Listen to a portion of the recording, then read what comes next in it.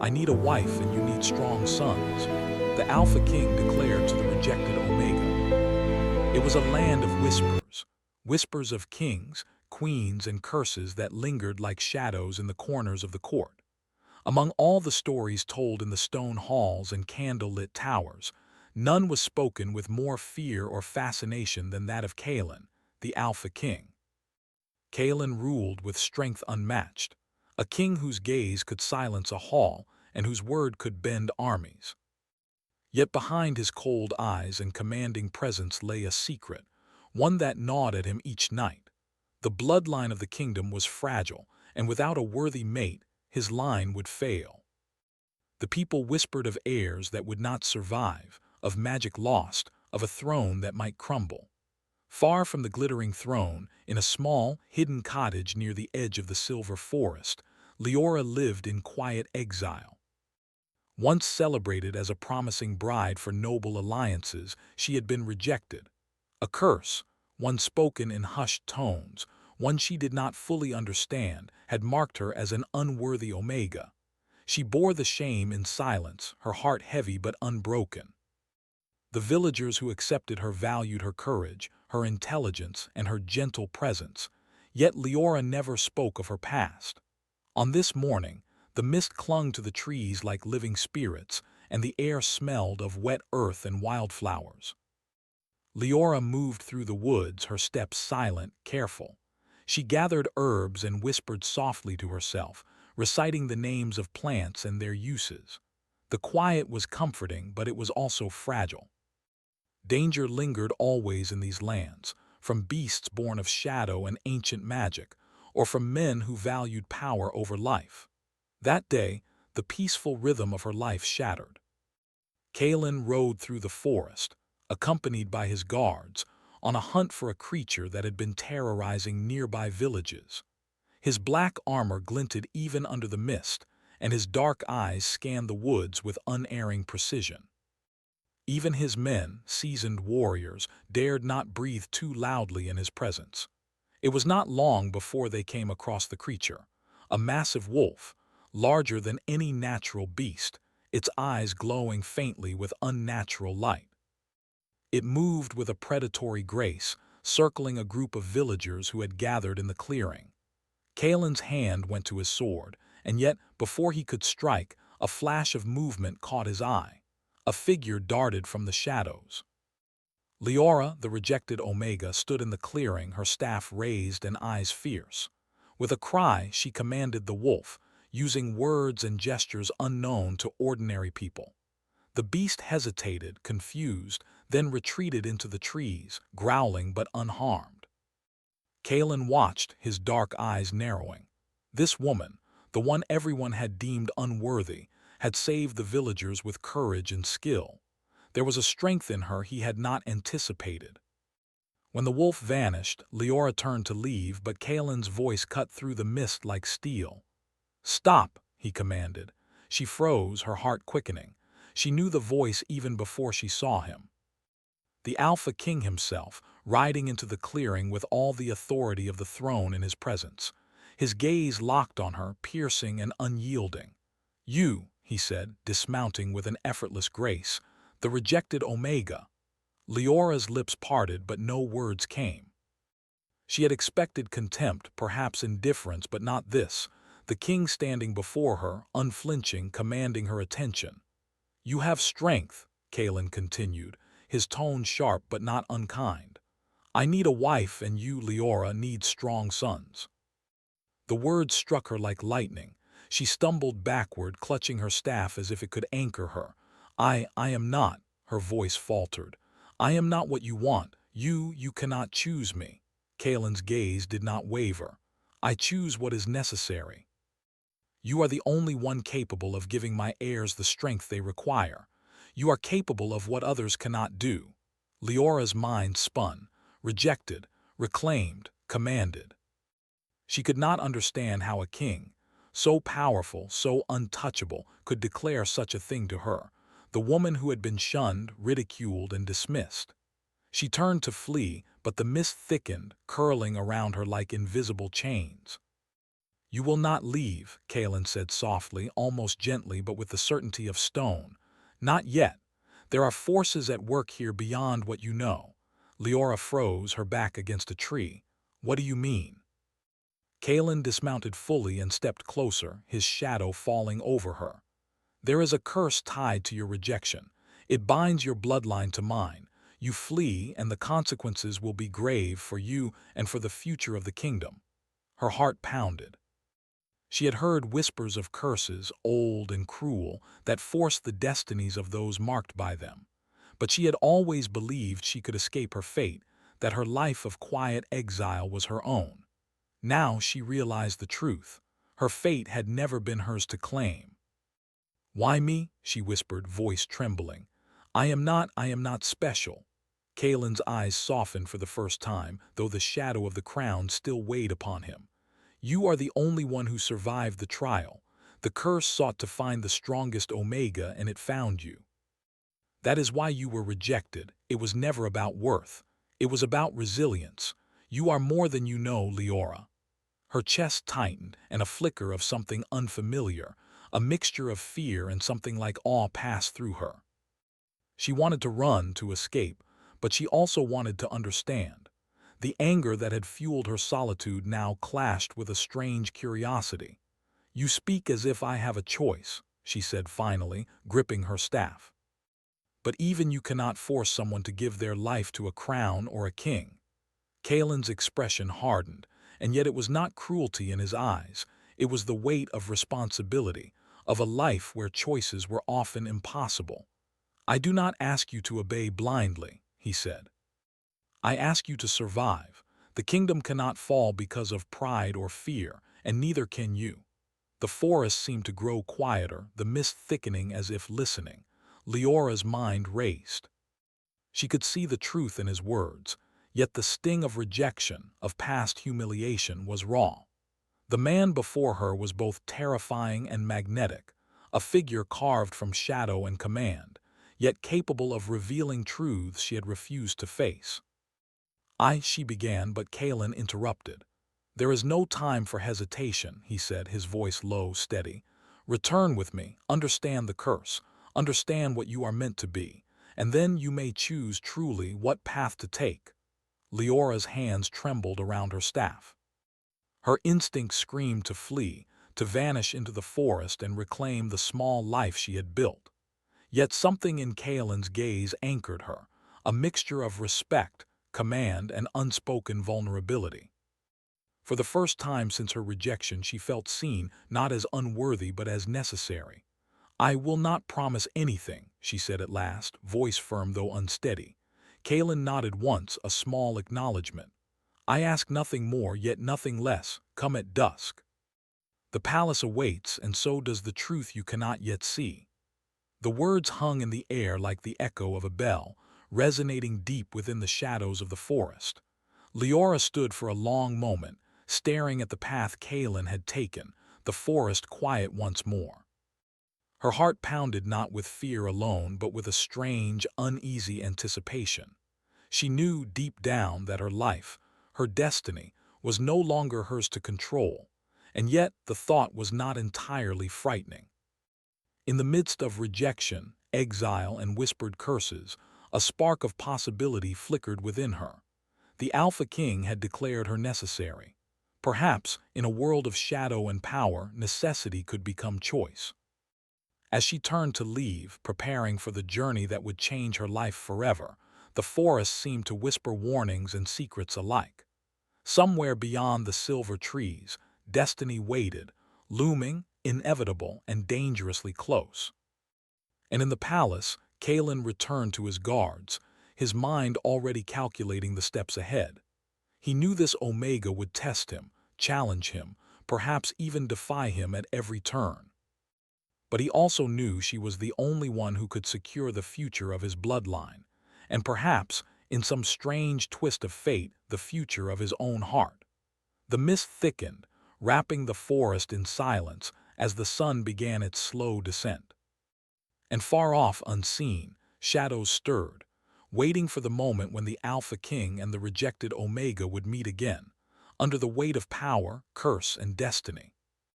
The first thread of a legend was woven that day, in a forest of silver leaves, between a king who commanded the shadows and an Omega who had survived rejection to claim her place in a story far larger than either could imagine. Cliffhanger, as night fell, a faint glow appeared around Leora's hand, an unrecognized magic awakening. She did not yet understand its meaning, but she knew one thing: she could not hide forever. The Alpha King's claim had set her on a path from which there was no turning back. The palace of Urindor was a labyrinth of stone corridors, high towers, and halls where whispers carried like wind through empty rooms. The air smelled of burning torches, polished wood, and the faint tang of magic that lingered in the stones themselves. Here the Alpha King ruled, his presence shaping every shadow, every echo. Leora had arrived at dusk, her steps hesitant, yet her posture proud. She carried no sword, no armor, only the staff she had used in the forest and a mind sharpened by survival. Yet each step toward the grand doors of the palace felt heavier than the last. She was not used to the weight of eyes upon her, not from guards, not from courtiers, not even from a king. Kalen awaited her in the central hall, his cloak a river of black, his eyes shadowed yet alive with that familiar intensity. He did not rise when she entered. Instead, he regarded her from his throne with quiet authority, the air around him taut with unspoken power. "You came," he said simply. "I did," Leora replied, her voice firm but wary. "But do not mistake my presence for submission. I am here to listen, nothing more."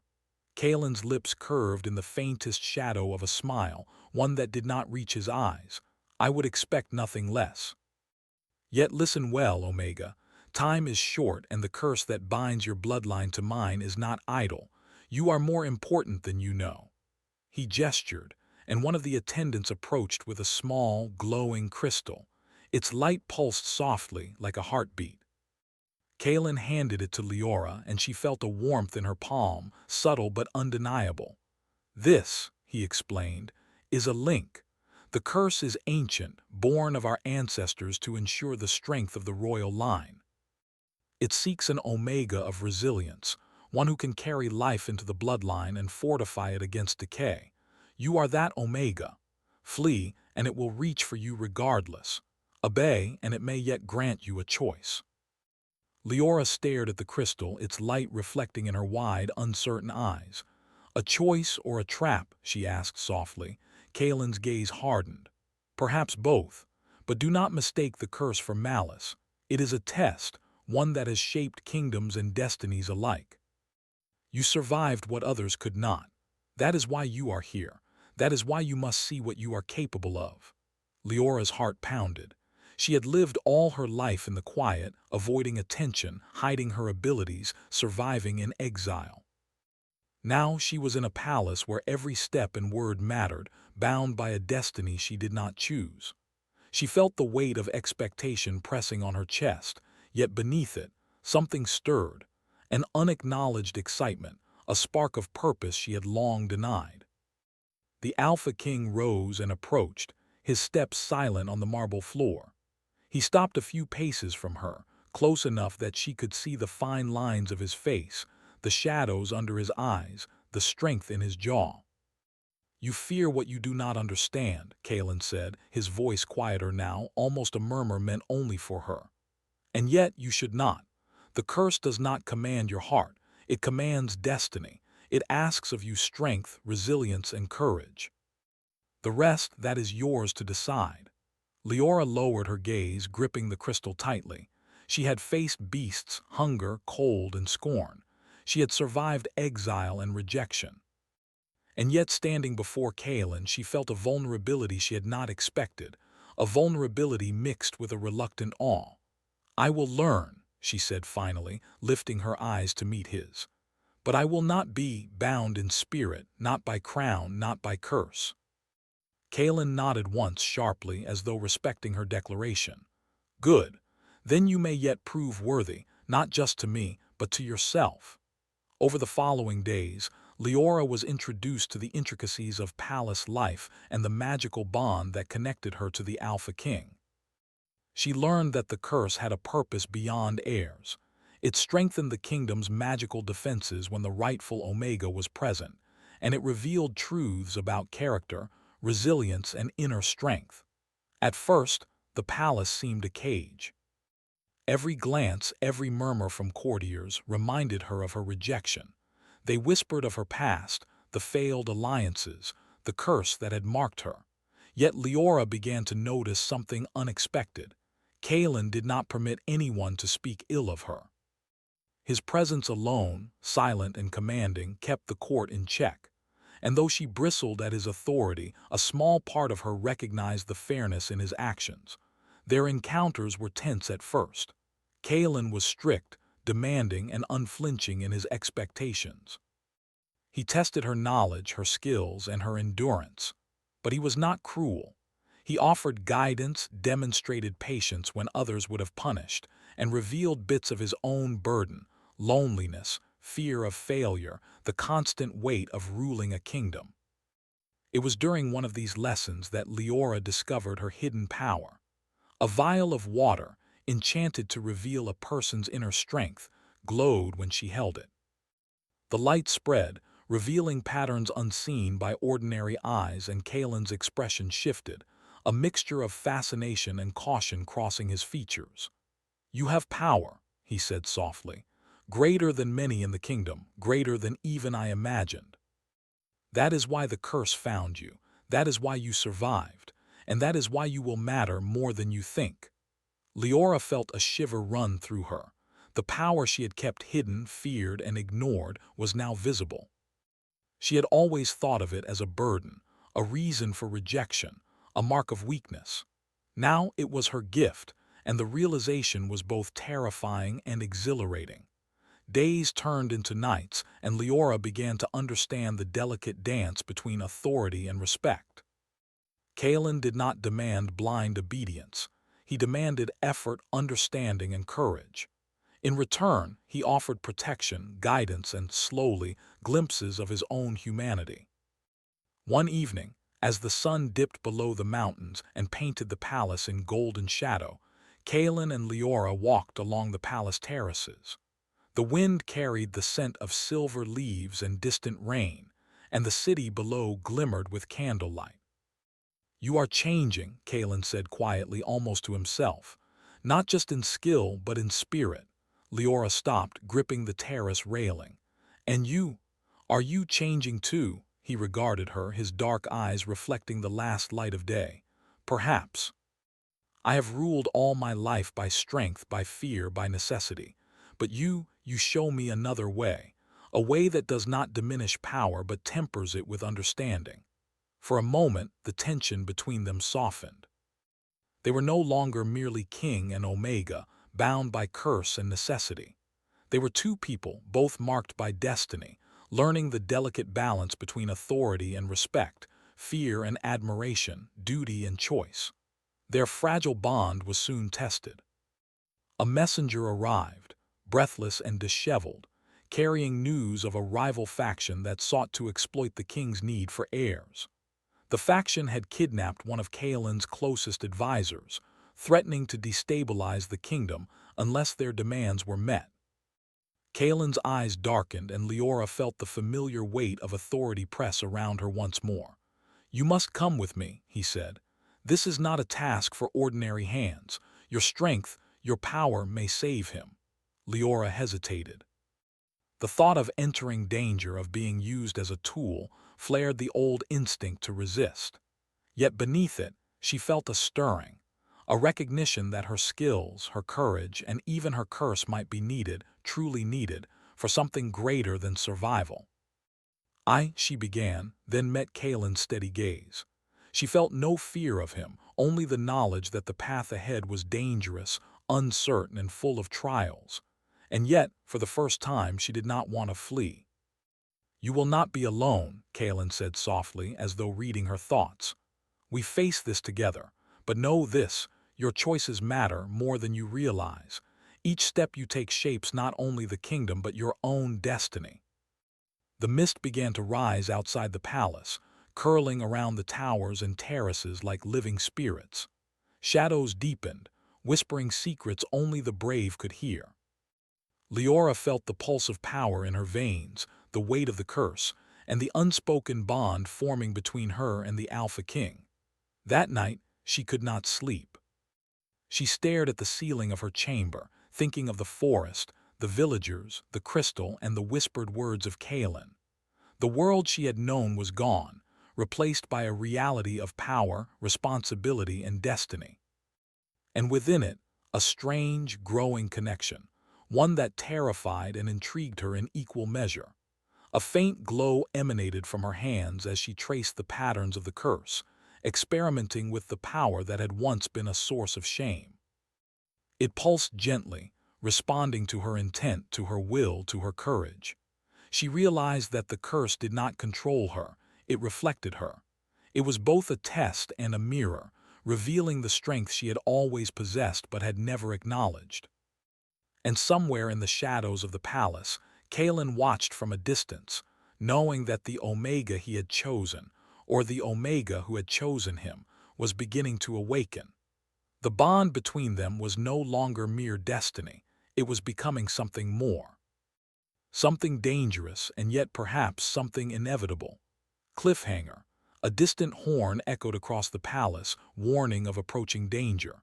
Leora felt the crystal in her hand pulse violently, reacting to a threat she could not yet see. The rival faction was near, and the first real test of her strength and her bond with the Alpha King was about to begin. She realized that the path ahead would demand everything: courage, wisdom, and perhaps the willingness to trust the one person she had once resisted the most. The horn's echo rolled across the palace like a warning from the past. It was low, deep, and heavy, carrying fear on its breath. Torches were lit along the walls, their flames trembling as if they too sensed the danger drawing near. Leora stood in the corridor outside her chamber, the crystal warm in her hand. Its glow pulsed faster now, no longer gentle. Something was coming, something old, something cruel. Kaelin arrived moments later, armored and ready, his presence commanding even the restless air. His eyes found Leora instantly, as if the bond between them pulled his attention without effort. "They are closer than I expected," he said. "The rival faction moves under cover of dark magic. They know you are here." Leora's fingers tightened around the crystal. "Then they came because of me. They came because of power," Kaelin replied, "and because they believe fear will make me weak." His voice was steady, but Leora saw the tension beneath it. This was not just about a kidnapped advisor or a political threat. This was about the future of the kingdom, about legacy, about everything Kaelin carried alone. They rode before dawn. The land beyond the palace shifted quickly from paved roads to broken stone and twisted forest paths. The silver trees grew darker here, their leaves dull and sharp like knives under moonlight. Fog crept low along the ground, thick and unnatural. Leora rode beside Kaelin, her posture straight, her thoughts loud and restless. This was no longer training or learning. This was real danger. "You can still turn back," Kaelin said quietly without looking at her. She shook her head. "If I turn back now, I will never stop running." That earned a brief glance from him. Something unreadable passed through his eyes, respect perhaps. Or something deeper. They reached the ruins by midday. Once the place had been a fortress. Now it stood broken, stone cracked and vines choking the walls. Dark symbols were carved into the ground, glowing faintly, feeding on something unseen. Leora felt the curse respond instantly. Her breath caught as a wave of pressure pressed against her chest. "This place feeds on fear," she whispered. Kaelin dismounted. "Then we must not give it any." They entered together. Inside, the air was cold and heavy. Every sound echoed too loudly. Leora sensed movement in the walls, not creatures but memories, pain, loss, betrayal. This place had been soaked in them. They found the advisor bound at the center of the great hall, guarded by figures cloaked in gray. Their faces were hidden, but their intent was clear. One of them stepped forward. "The Alpha King arrives at last," the figure said, "and he brings the rejected Omega. How fitting." Leora felt anger rise, sharp and hot, but she held it down. She had lived too long with such words to let them break her now. Kaelin's voice was calm, dangerous. "Release him. Your quarrel is with me." The figure laughed softly. "Your quarrel is with fate. The kingdom weakens. Your line fades. We simply wish to hasten what is already written." Leora stepped forward before Kaelin could stop her. "You speak of weakness," she said, her voice steady, "yet you hide behind curses and fear. You mistake control for strength." The air shifted. The symbols on the floor flared brighter. The rival leader turned toward her fully now. "So the Omega speaks," the figure said. "Do you know what you are? Do you know what your power costs?" Leora hesitated. Before she could answer, the trap was sprung. The ground trembled. Dark energy surged through the hall, cutting Kaelin off from her in a wall of shadow. He turned sharply, drawing his blade, but the magic was already moving, fast and violent. "Leora!" he shouted. She stood alone. The shadows closed in, pressing against her mind, pulling at her fears. She saw her past laid bare: rejection, exile, silence. Voices whispered that she was unwanted, unworthy, disposable. Her knees buckled. "No," she whispered. "That is not my truth." She remembered the forest. The villagers she saved, the palace, the lessons, the moments when Kaelin had listened instead of commanded. She stood. The crystal burned in her hand now, not with pain but clarity. She realized then that the curse did not exist to bind her, it existed to awaken her. She lifted her staff and spoke, not words of power but words of will. "I choose myself." Light burst outward. The shadows recoiled as if struck. The symbols shattered. The rival figures cried out, stumbling back. Kaelin broke through the barrier just as the hall collapsed into silence. Leora swayed, drained, but still standing. Kaelin reached her side, gripping her arm to steady her. "You did that," he said, awe in his voice. "I did not obey the curse," she replied softly. "I understood it." The rival leader tried to flee, but the magic had turned against them. The ruins rejected their presence. The threat was broken. They freed the advisor and escaped before the structure collapsed completely. Outside, rain began to fall, washing the dust and darkness from the air. Only then did Kaelin stagger. Leora caught him. Blood darkened his armor where a blade had struck him during the chaos. He had not spoken of it, had not slowed, had protected her without hesitation. "Sit," she ordered, guiding him down. "I am fine," he said, though his voice lacked strength. "You are not," she replied firmly. She placed her hands over the wound, unsure, afraid. She had never tried this before. The power answered anyway. Warmth flowed through her, gentle but strong. Kaelin inhaled sharply, then relaxed as the pain faded. When it was done, they sat in silence, rain falling around them. "You risked everything," Leora said quietly. "For me." Kaelin looked at her then, not as king to subject, not as alpha to omega, but as one soul to another. "I would do it again," he said. "Not because of destiny, because I chose to." Something shifted between them, not passion, not promise, trust. They returned to the palace changed. The court sensed it immediately. The Omega who had once walked softly now carried herself with calm strength. The Alpha King listened more than he spoke, but peace did not come easily. That night, as Leora stood alone on the balcony, the crystal pulsed again, once sharp and cold. A vision filled her mind: fire, a throne in shadow, a child with silver eyes standing alone, and a voice ancient and warning: "Power demands sacrifice." She gasped, gripping the railing. Behind her, Kaelin appeared, drawn by the bond. "What did you see?" he asked. Leora turned slowly. "The truth," she said, "and it is not finished with us." The wind howled across the towers as the future stirred, uncertain and heavy with consequence. Cliffhanger, far beyond the kingdom's borders, an older power awakened, one that had shaped the curse itself. And it had finally noticed the Omega who no longer bowed to fate. A strange stillness hung over Erendor, as if the land itself was holding its breath. Torches burned low along the palace walls, and the moon stood pale behind thin clouds, watching in silence. Leora sat alone in the inner chamber, the crystal resting on the stone table before her. It no longer glowed with warmth. Now it felt heavy, cold, and distant, as if it carried a warning too large for words. Her vision still lingered in her mind. Fire, a broken throne, a child standing alone beneath a dark sky, and the voice, "Power demands sacrifice." She pressed her hand to her chest, steadying her breath. All her life she had been told she was too weak, too different, too dangerous. Then she had been told she was necessary. Now fate asked for something more. It asked her to choose. The chamber door opened quietly. Kalen stepped inside, no crown upon his head, no armor on his shoulders. Only a simple dark cloak like the man beneath the king. His expression was tired, but his eyes were clear. "You felt it too," Leora said. He nodded. "The ancient force has awakened.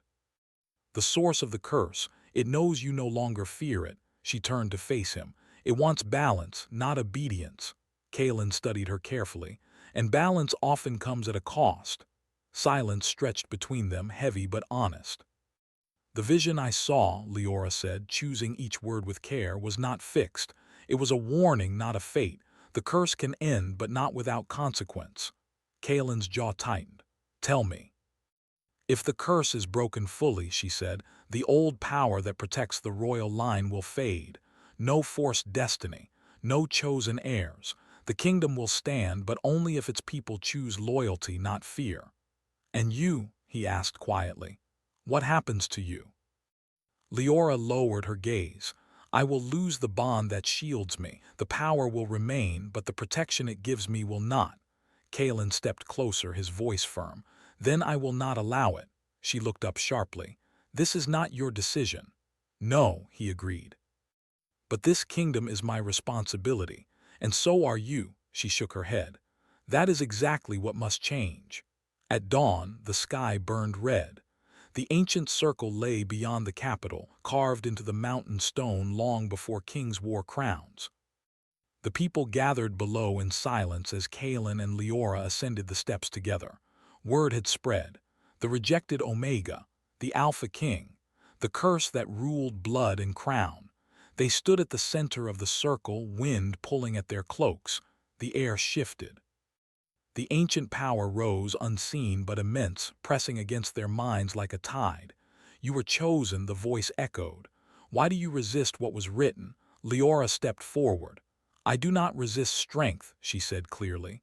"I resist chains." The ground trembled. "Without the curse, the line weakens." "Without choice," Kalen said, his voice ringing across the stone, "the throne is already broken." The power hesitated. Leora lifted the crystal high. "This was never meant to control," she said. "It was meant to test, and the test is over." She closed her eyes. She did not draw power, she released it. Light burst outward, not violent, not destructive, but freeing. The ancient markings cracked, not in ruin, but release. The pressure vanished like mist under sunlight. The voice faded, not in anger, but acceptance. The curse was gone. Leora collapsed to her knees. Kalen caught her. For one terrifying moment she did not breathe. Then she did. The crowd below gasped, then fell into stunned silence. The power did not vanish from the world. It simply no longer ruled it. Days passed.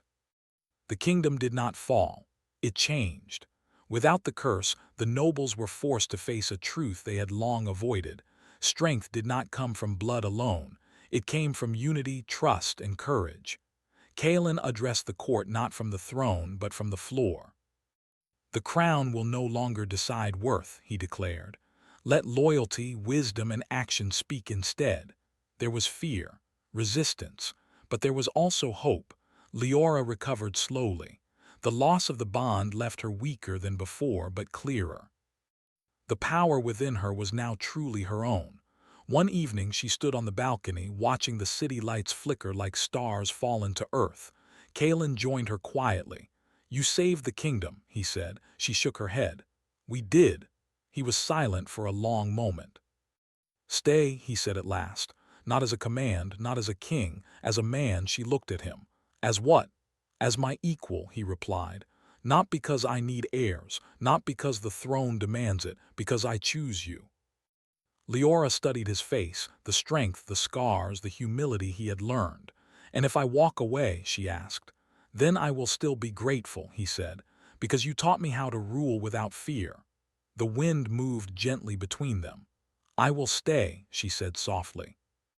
But not as something claimed, he nodded. Then stay as something chosen. The coronation came without chains or prophecy. No curse, no forced future. Only two people standing side by side, not bound by fate but walking the same path. Leora did not wear a crown that day. She wore something simpler, freedom, and Kaelin ruled not as an alpha above all, but as a king among his people. That night the moon shone bright over Erendor.